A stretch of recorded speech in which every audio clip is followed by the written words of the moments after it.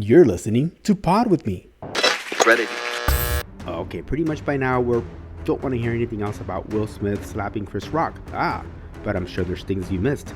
For example, the ABC exclusive of the Oscar producer that broke his silence. They were saying, this is battery, we will go get him, we are prepared. Or from actors that have had bad experiences working with Will Smith in past films. I feel like I got slapped every day with a verbal abuse. And more reactions from the industry. No one could have predicted the most controversial movie of 2022 would be G.I. Jane, but it was. Let's get a sound check. Are you ready to pod? Let's go.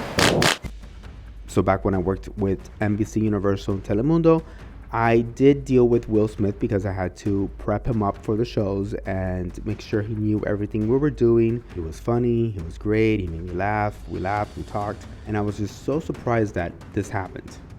And apparently the whole world was surprised too.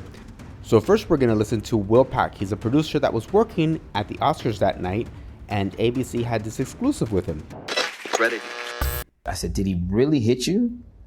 And he looked at me and he goes, yeah. He goes, I just took a punch from Muhammad Ali, as only Chris can. He was immediately, in joke mode, but you could tell that he was very much still in shock. Whatever you want to do, brother. And he was telling me, I'm fine. Let's just get past this. I'm getting out of here. I can't believe this happened. The LAPD came and needed to talk to Chris. And so they came into my office and they were laying out very clearly what Chris's rights were. And they were saying, this is battery. We will go get him. We are prepared. We're prepared to get him right now. You can press charges. We can arrest him. As they were talking, Chris was, he was being very dismissive of those options. He was like, no, I'm fine. He was like, no. And even to the point where I said, Rock, let him finish. And they said, would you like us to take any action? And he said, no. He said, no. And I didn't have any conversation with Will. They were about to physically remove Will Smith. And I had not been a part of those conversations. And so I immediately went to the Academy leadership that was on site, and I said, Chris Rock doesn't want that.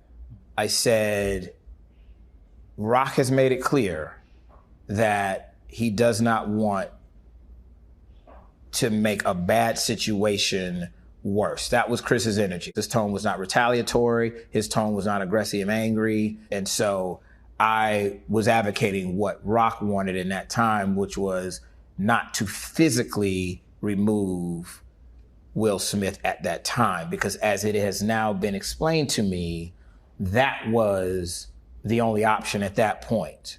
It has been explained to me that there was a conversation that I was not a part of to ask him to voluntarily leave. Will Smith reached out to me the next morning and said, and he apologized. And he said, this should have been a gigantic moment for you. And he expressed his embarrassment, and that was the extent of it. Canadian producer and director Miles Dale was sitting a couple feet away from Will and Jada.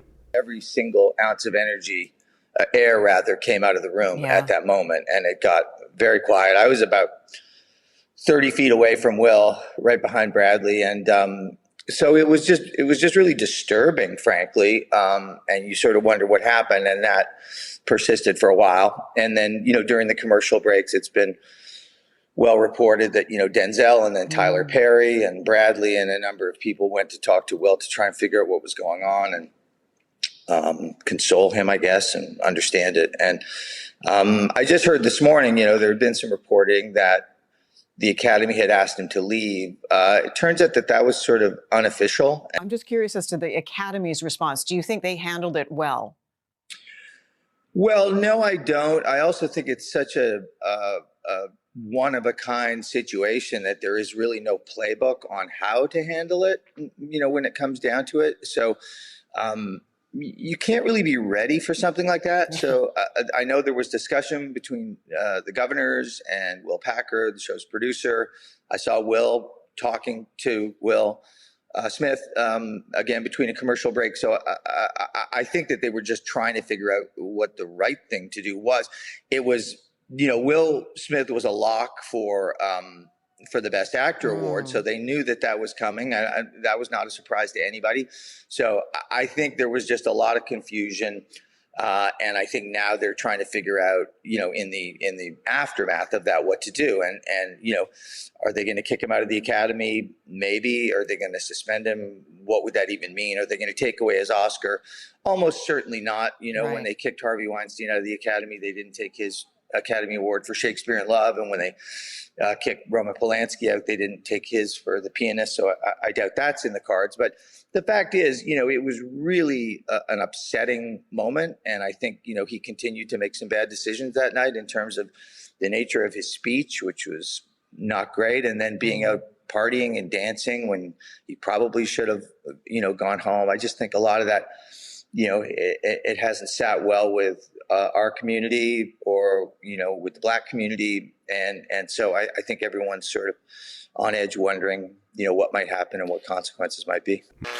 My colleague Joe Rogan, host and comedian, had this to say. The idea that you think it's smart while wearing a tuxedo to walk onto a stage in front of the world, like literally the world, one of the biggest award shows on earth, if not the biggest, and smack a comedian for the most mild joke, and then sit there quivering, saying, with keep anger, my wife's name out of your fucking mouth. And everybody's just going to sit there in the shit that you just took on the table. You just pulled your pants down and took a shit on the dinner table, and they all have to just sit there and look at that. That's what it's like. These people live in this fake world of, you're protected by guards, you're driven by limos, you're on the red carpet, like all of it is crazy life. And he's so goddamn famous and so removed from regular discourse and interaction with regular people that he, for whatever reason in his head, acted like he's a character in a movie.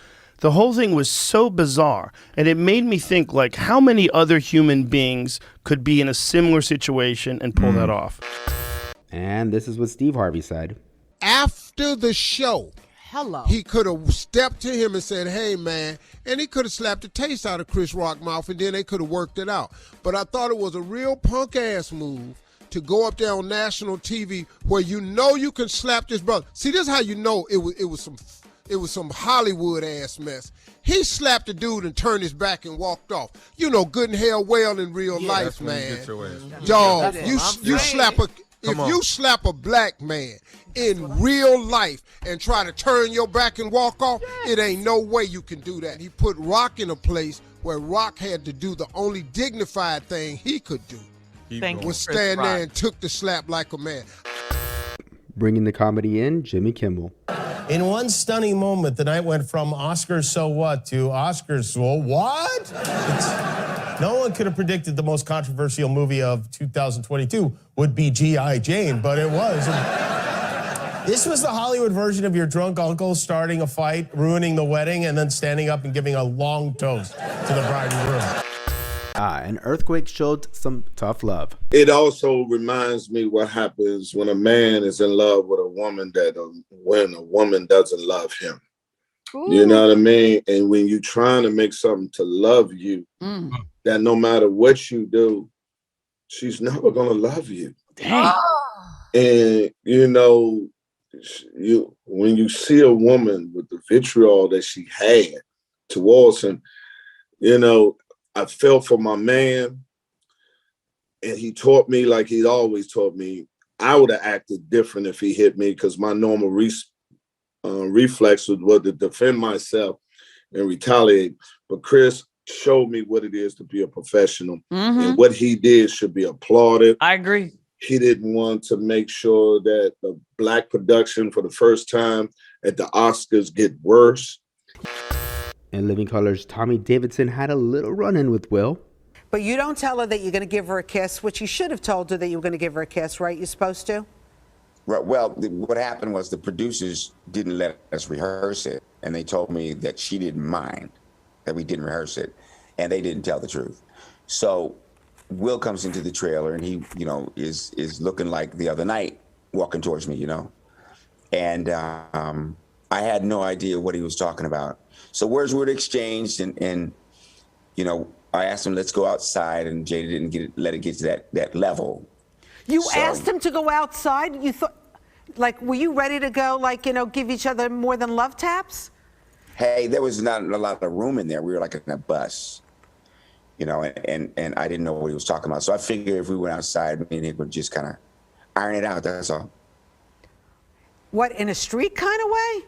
No, I said iron it out, as in like the laundry. So what's the story with Will Smith, Tommy? You know what? I have no idea. The only thing I can really surmise is that he was in a lot of fear, hadn't won an Academy Award. That was a wonderful performance, his best ever. And then he's got all this social media stuff brewing with him and his wife. And it was just, it was just a moment where he became real human, Right. Became real human. I think he just got scared and whatever. No one knows what really happened, but so I looked at the balloon, that pressure balloon. Yeah. Must have been pretty in his head, must have been like really, really tight. And what Chris said might have just triggered it. Looks like comedian and actor Paul Rodriguez had one of the worst situations. Besides Chris Rock. Rodriguez worked with Will Smith on the 2001 movie Ali. When he turned around, that smug, that look like that, I'd seen that look before. I feel like I got slapped every day with a verbal abuse. I'd be walking around and he'd hurl some insult. I just kept it in. I went, what am I going to do? Will Smith says, you better be careful. You're far away from anyone who likes you. I go, where does that come from? What do you mean I'm far away? He goes, ain't no Mexicans here in Africa. I said, what? The insults just continue. That look, that after he hit that look of impunity. And I'm saying to myself, it went from one of the happiest moments of my life to a horrible situation. I had lines. I didn't audition to be an extra here. Comedian Chelsea Handler really liked the way Chris Rock handled the situation. Chris Rock handled himself with such a plum, and it's like such a pro, and that, he couldn't have reacted in a better way. Like, he just handled it like a professional, and it was a good example to all performers and all comedians how to keep your cool. I totally agree with Chelsea. Nobody in a million years ever thought that Will Smith will be capable of doing this, especially at the Oscars on his night. That could happen to any of us. We think we know people, but you never know what's really going on in their lives. Anyhow, I hope you guys enjoyed this episode, and until next time, don't fall off the pod. Or hit anyone. Hey podheads, can't get enough of the pod? You can always go to your app store and download the Pod With Me app. And if you want to comment on any of the episodes, you can also check us out and follow us on our social media under Pod With Me AJA. And remember, you can always listen to the pod in any podcast app. I'm Alex J. Aguiar, and until next time.